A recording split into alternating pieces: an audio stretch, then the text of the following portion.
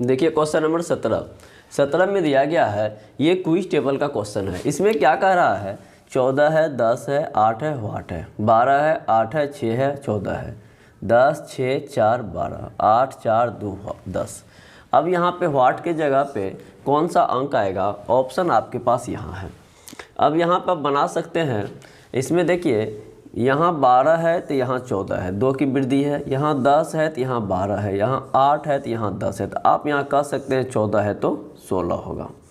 इस तरीके से इसका ऑप्शन नंबर डी हो गया।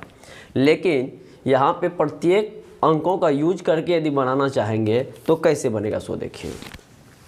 यहाँ से मैं स्टार्ट कर रहे हैं, 8 + 4 + 2 + 10 = फिर यहाँ देखेंगे 10 + 6 + 4 + 12 = यहाँ पे 12 + 8 + 6 + 14 और यहाँ पे 14 + 10 + 8 + x = अब यहाँ पे देखते हैं तो 8 4 12 13 14 10 24, 10 6 16 4 20, 10 30 2 32, 12 8 20 6 26, 10 36 4 40 और यहाँ पे अभी छोड़ दीजिए। तो 24 और 32 के बीच में कितने की वृद्धि है, तो आप बोलेंगे 8 की वृद्धि है। और 32 और 40 के बीच में कितने की वृद्धि है, तो कहेंगे 8 की वृद्धि है। तो उस तरीके से 40 और आंसर के बीच में कितने की वृद्धि होनी चाहिए, तो 8 की वृद्धि होनी चाहिए। और 8 की जब वृद्धि होगी तो वो 48 होना चाहिए, 48 होगा। अब इसको जोड़ के देखेंगे, 14 10 24, ये 32 हो गया, प्लस x बराबर 48, इसीलिए x बराबर 48 - 32 बराबर 16। इस तरीके से आपको 16 आंसर आया। अब यहाँ क्या है, इस तरीके का यदि हम प्रयोग करते हैं तो ये सारे अंकों का यूज हो रहा है, जबकि एग्जाम के पर्पज़ से आप ऐसे बना सकते थे। अब नेक्स्ट चलते हैं, ये ब्लड रिलेशन का क्वेश्चन दिया गया है। इसमें कह रहा है I, J, K, L, M और N हॉकी खेल रहे हैं। ये कुल व्यक्तियों की संख्या 6 है। ये 6 जो व्यक्ति हैं ये सभी हॉकी खेल रहे हैं। अब कह रहे हैं I और M बहनें हैं और N M का भाई है। देखिए ये ब्लड रिलेशन क्वेश्चन है।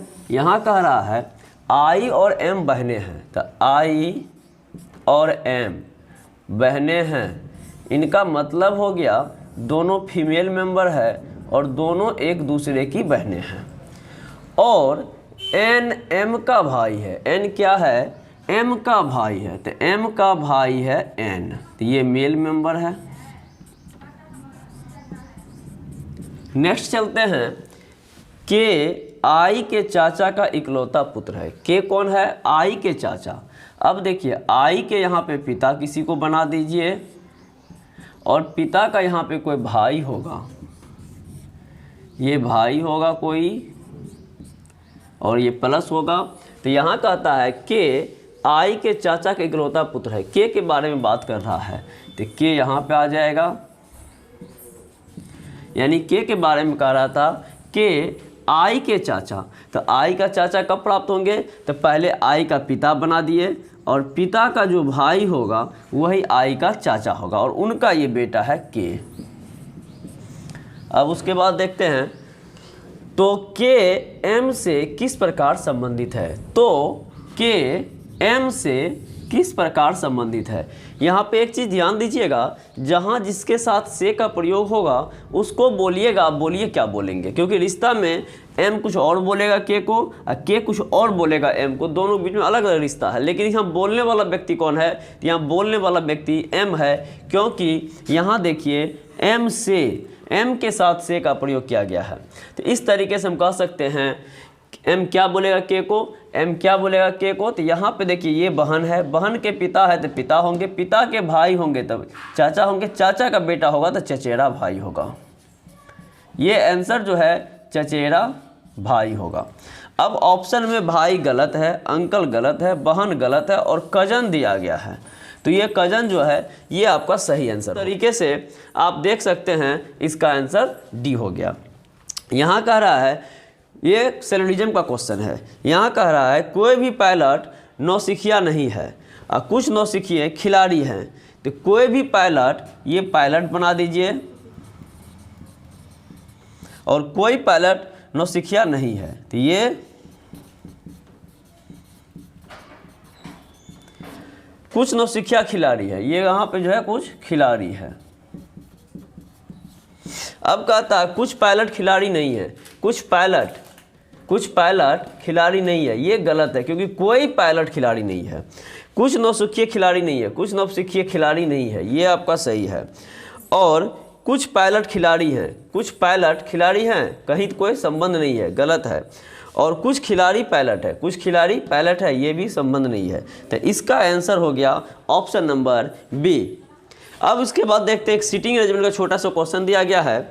सीटिंग अरेंजमेंट का क्वेश्चन है, एक वृत्ताकार मेज के चारों ओर 6 दोस्त बैठे हैं, चारों ओर 6 दोस्त बैठे हैं। तो 2 4 6 और वृत्ताकार के और बैठे हैं यहाँ पे अंदर की ओर मुँह करके।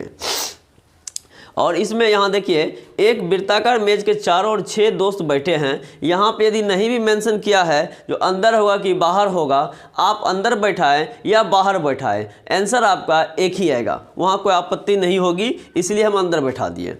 अब कहता है मोहन रोहित के सामने बैठा है। अब यहाँ मान लेते हैं मोहन को बैठा दे, कहीं भी मोहन को बैठा सकते हैं। मोहन रोहित के सामने बैठा है, ये कंपलसरी है, जो मोहित और रोहन जो है आमने सामने होंगे।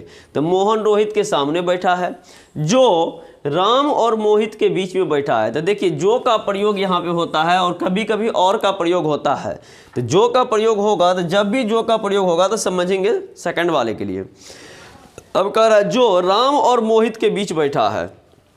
तो राम और मोहित के बीच कौन बैठा है? राम यहाँ होगा, मोहित यहाँ होगा।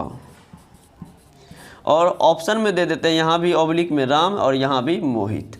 यानी कहने का मतलब मोहित लेफ्ट है कि राइट है ये नहीं पता चल रहा है, तो मैक्सिमम पॉसिबिलिटी क्या है? मोहित या राम, राम या मोहित। के बीच में रोहित होगा। मोहित श्याम के सामने बैठा है।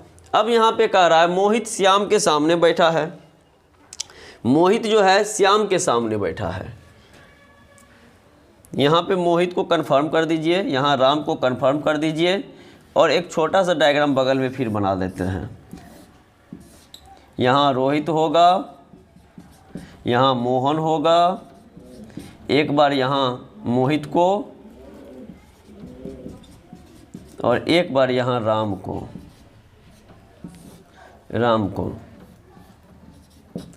अब यहाँ कह रहा है राम और मोहित के बीच बैठा, मोहित श्याम के सामने बैठा, मोहित श्याम के सामने बैठा। मोहित यहाँ है तो श्याम यहाँ होगा और मोहित यहाँ है तो श्याम यहाँ होगा। तो रोहन के सामने कौन बैठा है? अब यहाँ देखिए रोहन के सामने कौन बैठा है, तो आपके पास एक ही जगह खाली है और ये जगह खाली है, तो यहाँ पे रोहन को बैठा दीजिए और यहाँ भी राम के सामने रोहन का जगह खाली है, यहाँ रोहन को बैठा दीजिए। अब इसका हो गया।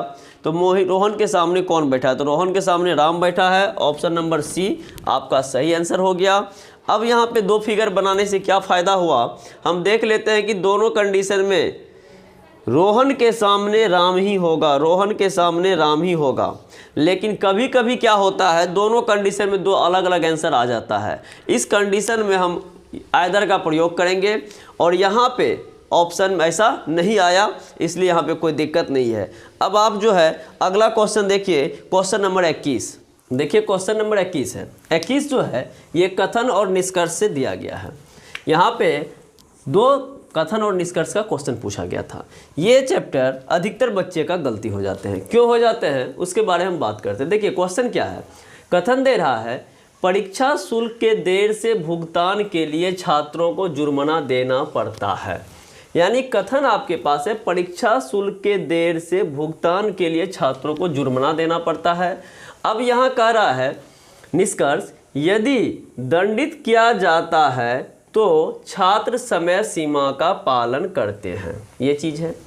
दूसरा चीज़ है कई छात्र समय पर परीक्षा शुल्क का भुगतान नहीं करते हैं, ये भी है।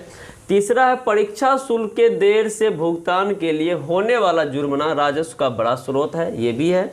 और चौथा है सभी शुल्क का भुगतान समय पर किया जाना चाहिए, अन्यथा उन्हें जुर्माना देना होगा। अब देखिए यहाँ पे जो है परीक्षा शुल्क के देर से भुगतान के लिए छात्रों को जुर्माना देना पड़ता है, ये यहाँ पे कहता है जुर्माना देना पड़ता है।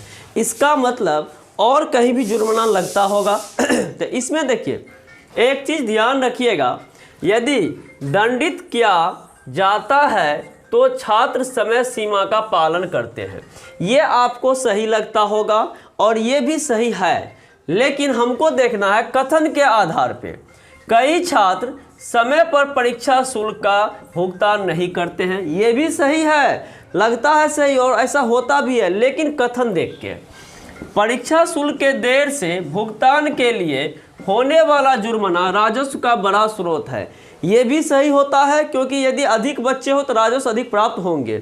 लेकिन यहाँ पे कथन देख के, और सभी शुल्क का भुगतान समय पर किया जाना चाहिए, अन्यथा उन्हें जुर्माना देना होगा। ये मेरा जो है सही आंसर होगा कथन के आधार पे, क्योंकि छात्रों को जुर्माना देना पड़ता है। तो यहाँ पे एक ही लाइन में बता दिया है, जितने भी सभी शुल्क का भुगतान समय पर किया जाना चाहिए, यानी जो भी होता है वो, नहीं तो अन्यथा उन्हें जुर्माना देना पड़ेगा, और जुर्माना देना पड़ता है। किसी भी जगह देखेंगे आप तो यदि टाइम पे नहीं करते हैं तो वो एक्स्ट्रा पड़ता है। इसलिए यहाँ सबसे उपयुक्त आंसर जो होगा ऑप्शन नंबर डी होगा। नेक्स्ट कथन कह रहा है, लेक्चरर के पद के लिए आवेदन करने के लिए नेट पास करना अनिवार्य है। ये कथन में दिया गया है, लेक्चरर यानी प्रोफेसर के पद के लिए आवेदन करने के लिए नेट पास करना अनिवार्य है। ये अनिवार्य होने का मतलब है कंपलसरी सेक्शन दिया है।